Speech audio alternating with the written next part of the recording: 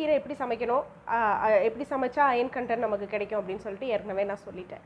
But முருங்கைக்கீரையை விட iron content கூடுதல் இருக்கிற ஒரு கீரை பற்றி உங்களுக்கு தெரியுமா? எல்லாருமே அயன் கண்டென்ட்னால இரும்புச்சத்து அப்படின்னாலே முருங்கைக்கீரை தான் சொல்லுவீங்க. பட் பசலைக்கீரையில் வந்து முருங்கைக்கீரையை விட நிறைய அயன் கண்டென்ட் இருக்குது.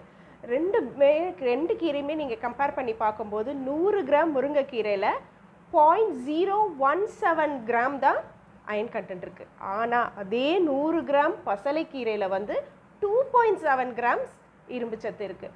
பட் அவ்வளோ நல்லது. இதில் இருக்கிற எல்லா சத்துகளும் ரொம்ப ரொம்ப நமக்கு தேவையான சத்துகள். ஆனால் சமைக்கிறதுல தான் ரெண்டுக்குமே ஒரே ஒரு வித்தியாசம். நான் ஏற்கனவே சொல்லியிருக்கேன், முருங்கைக்கீரையை சமைச்சு அந்த தண்ணியை கொட்டிட்டு அதுக்கப்புறமா நீங்கள் பிளான்ஸ் பண்ணி சாப்பிடுங்கன்னு சொல்லிட்டு. பட் பசலைக்கீரை என்ன பண்ணணும், மேக்ஸிமம் ஸ்டீம் குக் பண்ணுறது நல்லது. இல்லைன்னா லேசாக தண்ணி தெளித்து, கொஞ்சமாக எண்ணெய் விட்டு லேசாக தண்ணி தெளித்து அதை சமைக்கும் போது தான் முழு நியூட்ரியன்ஸ் கிடைக்கும்.